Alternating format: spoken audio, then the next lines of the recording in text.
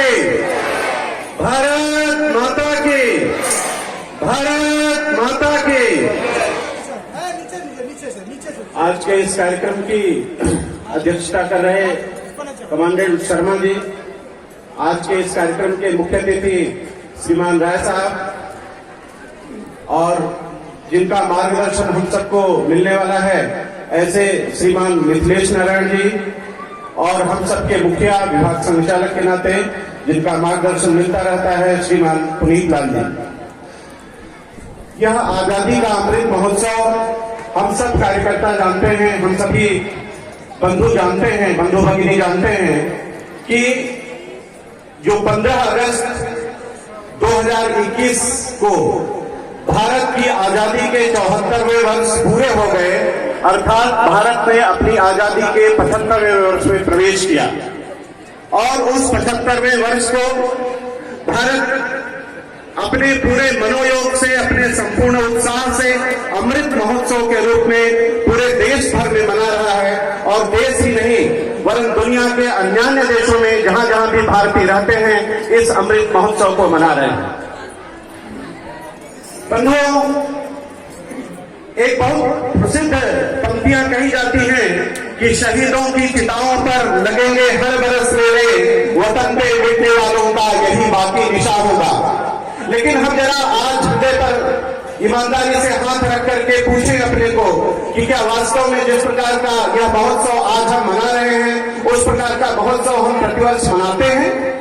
हमारे जो रणबांकुरे थे जिन्होंने अपना बलिदान हमारी स्वतंत्रता के लिए कर दिया, उनकी इस इच्छा का कि लगेंगे हर बरस मेले, क्या हम उनकी इच्छा का सम्मान करते हैं? तो कहीं न कहीं उसका जो उत्तर आएगा वह नकारात्मक रूप में ही आएगा।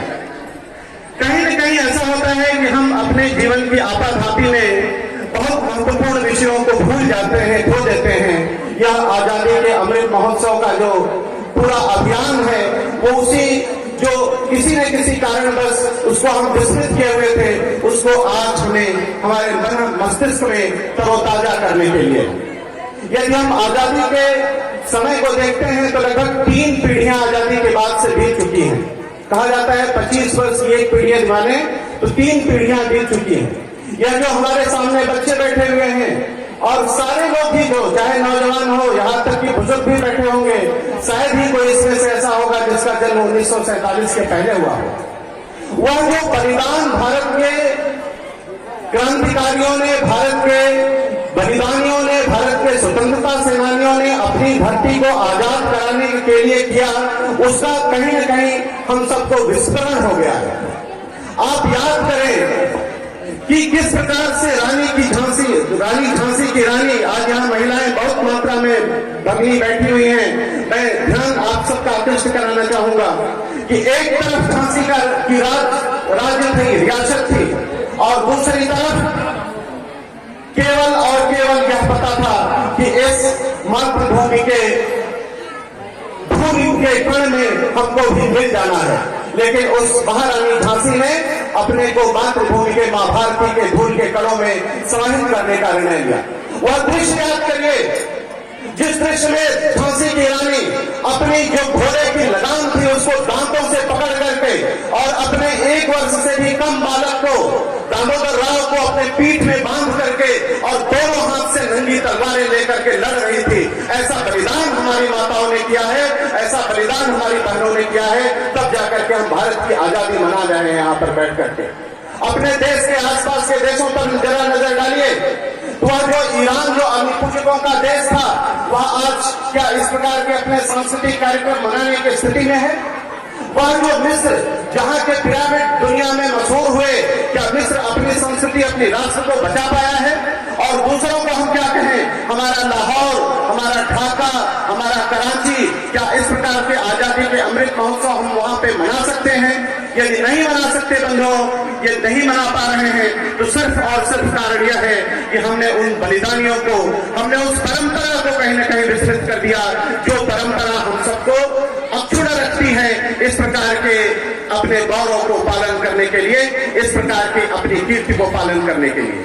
यदि अंग्रेजों पर हम नजर डालें, वैसे तो भारतवर्ष की गुलामी मात्र अंग्रेजों की से आजादी नहीं थी, उनके ही गुलामी से हम आजाद नहीं हुए, बल्कि बल्कि उसके पहले देखिए तो एक श्रृंखला थी पूरी की पूरी, चाहे वो अकबर का हो, चाहे अफगान हो, चाहे मुगल हो, चाहे लोधी हो, एक लंबी श्रृंखला रही, उनसे हम आजाद हुए। लेकिन यदि हम सिर्फ अंग्रेजों की ही बात करें तो दुनिया का सिर्फ एकमात्र देश भारतवर्ष है जहां से अंग्रेज पूरी तरीके से जा पाए, जहां से अंग्रेजों को पूरी तरीके से भगाया जा सका। और इसका यदि केवल और केवल श्रेय जाता है तो हमारे क्रांतिकारियों को। भारत का की धरती की कोई ऐसी खंड नहीं है, कोई भूखंड नहीं है जिसकी धरा को क्रांतिकारियों ने अपने लहू से नहीं सींचा। आज जहां हम इस सोनभद्र की धरती में बैठे हुए हैं, वनवासी गिरिवासी क्षेत्र में बैठे हुए हैं, यह क्षेत्र भगवान बिरसा मुंडा का क्षेत्र है।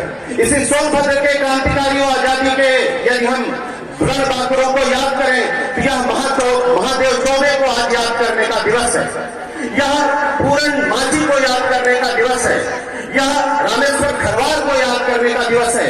भारत सरकार अपने आधिकारिक आंकड़ों में भी मानती है कि तकरीबन 111 ऐसे क्रांतिकारी थे, 111 ऐसे लोग थे जिन्होंने भारत के इस स्वतंत्रता संग्राम में अपने को पूरी तरीके से लगा दिया।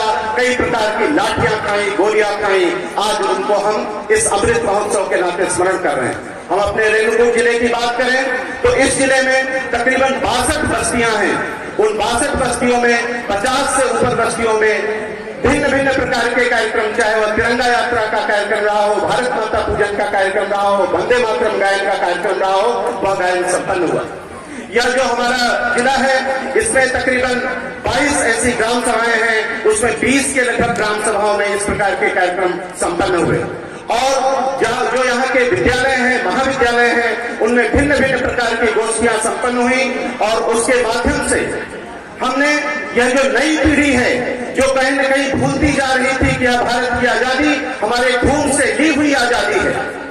भारत की आजादी में हम सब जानते हैं कि नरम दल ने भी काम किया, गरम दल ने भी काम किया, लेकिन जिन्होंने अपने खून बहा दिए, जिन्होंने मां ने जब पुकारा, किसी ने कहा है ना कि वक्त पड़ा तो काम न आए, देखो वीर जवानों अपने खून पे ये इल्जाम न आए, मां न कहे कि मेरे बेटे वक्त पड़ा तो काम न आए।